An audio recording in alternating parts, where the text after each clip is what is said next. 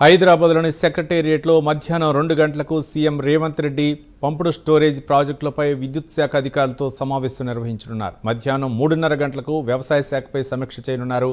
సాయంత్రం 6 గంటలకు నాంపల్లి హౌస్ నుంచి బయలుదేరనున్న హజ్ యాత్రికుల బస్సును సీఎం రేవంత్ రెడ్డి ప్రారంభించనున్నారు.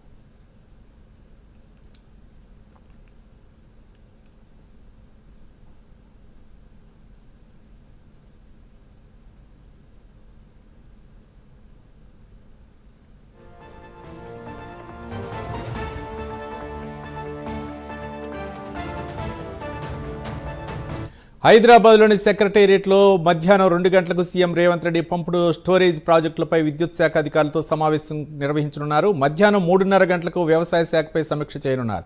సాయంత్రం 6 గంటలకు నాంపల్లి హజ్ హౌస్ నుంచి బయలుదేరున్న హజ్ యాత్రికుల బస్సును సీఎం రేవంత్ రెడ్డి ప్రారంభించనున్నారు. దీనిపై మరింత సమాచారం మా కరస్పాండెంట్ చందు అందిస్తారు. చందు, మధ్యాహ్నం సచివాలయంలో 2 గంటలకు ముఖ్యమంత్రి రేవంత్ రెడ్డి చేరుకుంటారు. తర్వాత పంపుడు స్టోరేజ్ విద్యుత్ ప్రాజెక్టుపై విద్యుత్ శాఖ అధికారులతో సమీక్ష నిర్వహిస్తారు. సమీక్షకు డిప్యూటీ సీఎం బట్టి విక్రమార్క కూడా హాజరయ్యే అవకాశం కనిపిస్తోంది.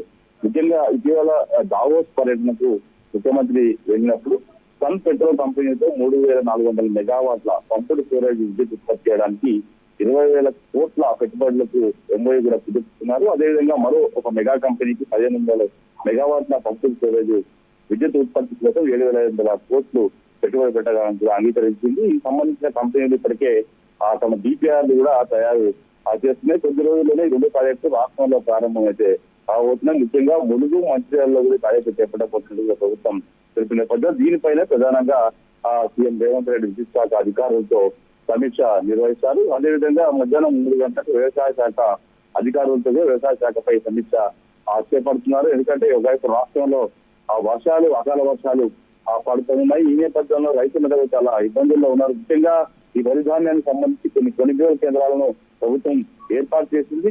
సరైనటువంటి సదుపాయాలు లేవు.